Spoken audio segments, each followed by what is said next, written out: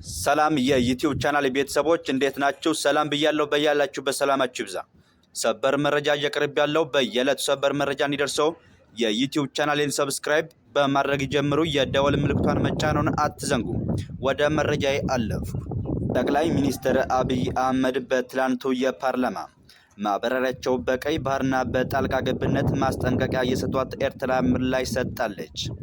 ጠቅላይ ሚኒስትር በፓርላማው ማብራሪያቸው ኤርትራ ኢትዮጵያ ተገቢ ባልሆነ መንገድ በጣሰችው በቀይ ባህር ጉዳይ በድርድር መስማማት ካልተቻለ ጦርነት እንደሚያስከትል ዝተዋል።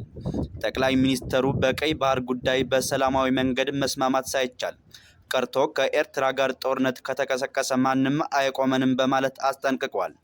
የኤርትራ መንግስት ቃል አቀባይ የማነ ገብረ መስቀል ለጠቅላይ ሚኒስትሩ ማስጠንቀቂያ በሰጡት ምላሽ ገዢው ብልጽግና ፓርቲን በቀጠናዊ ጦርነት በመፍጠር ወንጅሏል። የማነ ምላሻቸው የኢትዮጵያው ገዢ ብልጽግና ፓርቲ በባህር በር ጉዳይ ላይ የሚከተለው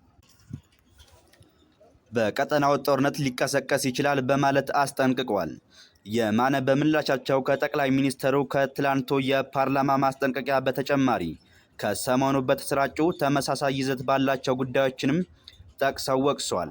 በምላሻቸው የኢትዮጵያ ጦር ኃይሎች ጠቅላይ ኢታማዦር ሹምና ሌሎች የአገሪቱ ከፍተኛ የጦር መኮንኖች በኤርትራ ላይ የጦርነት ዛቻ ማሰማት ቀጥሏል በማለት የማነ ከሷል። ጠቅላይ ሚኒስትሩ ለኤርትራ ባስተላለፉት መልእክት ውጊያው ከተነሳ ውጤቱ ግልጽ ነው፣ ከዚያ በኋላ እየየ አይሰራም ብለዋል። ጠቅላይ ሚኒስትሩ ወደ ጦርነት ከገባን ግን አስተማማኝ አቋም ነው ያለን፣ ማንም አያቆመንም ሲሉ ተደምጧል። አብይ ከኤርትራ ጋር የተጀመረውን ግንኙነት ስለሻከረበት ሁኔታ ሲያስረዱ የአሰብን ወደብ በጋራ ለማልማት ስምምነት ላይ ከተደረሰ በኋላ የአስመራ ባለስልጣናት ወደ ኋላ ማለታቸውን ገልጸዋል።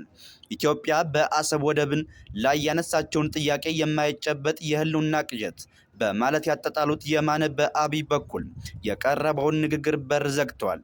የኢትዮጵያ ጦር ኃይሎች ጠቅላይ ኢታማዦር ሹም ፊልድ ማርሻል ብርሃኑ ጁላ ከሰሞኑ ባደረጉት ንግግር ኢትዮጵያ በቦሌም በባሌ የባህር በር እናገኛለን ማለታቸው ይታወሳል። ብርሃኑ ኢትዮጵያ በየትኛውም መንገድ የባህር በር ባለቤት ትሆናለች ባሉበት ንግግር ላይ 200 ሚሊዮን ህዝብ በ2 ሚሊዮን አይዘጋም በማለት መልእክቱን ለኤርትራ መሆኑ አመልክቷል።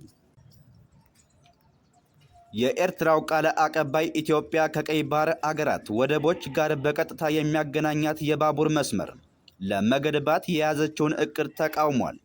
የማነ ኢትዮጵያን ከምጽዋ አሰብና ከጅቡቲዋ ታጁራ ወደብ ጋር የሚያገናኝ የባቡር መስመር ለመገንባት መታቀዱን አምታች አካሄድ በማለት ተችቷል።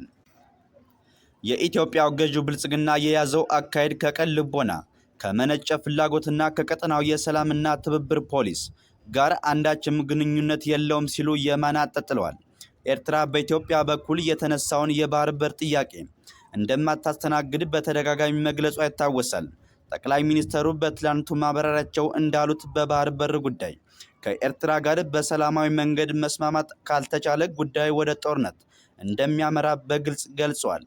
በኤርትራ በኩል በጉዳዩ ላይ ለመደራደር በግልጽ ያሳየችው ፍላጎት አለመኖርና የጠቅላይ ሚኒስትሩ አብይ ንግግር የጦርነቱን አይቀሬነት አመልካች መሆኑን በስፋት እየተገለጸ ይገኛል።